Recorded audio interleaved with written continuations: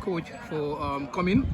I'm one of those that were commenting on your Facebook page to ask you when are you visiting Gunjur. How did your visit came about?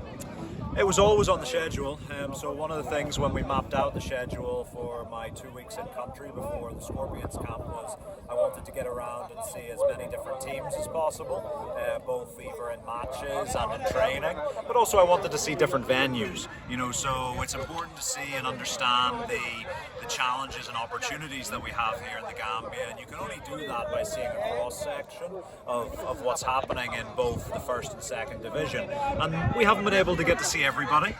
There's definitely some teams who will be thinking, oh, when will we get a visit? And it will come in due course, before the camp in June, the camp in September.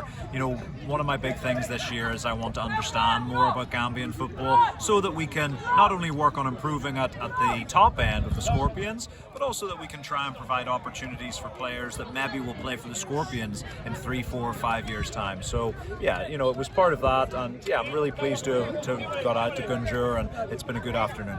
You've been to several venues. I've been seeing you visiting different games. What have been your assessment by far?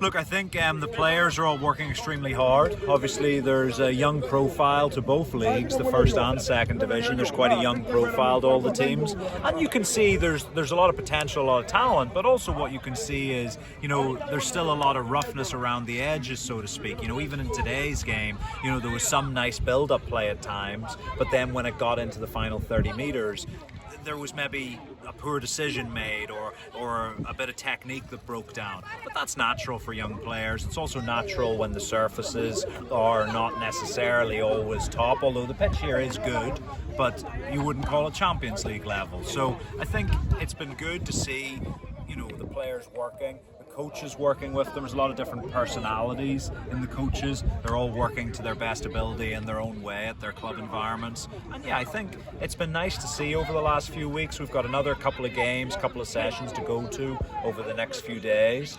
And but yeah, I think overall I've been making a lot of notes over the last couple of weeks, and hopefully those can help to, just build the game here, to grow the game here in the Gambia. As a technician, what are some of the areas that you think tactically and technically, they need a bit of improvement? Oh, it's different for different teams. I think that's been the one thing is you go to different clubs and you see, as is natural, a big focus on different things. Some clubs are very vertical in their approach in terms of trying to go from back to front.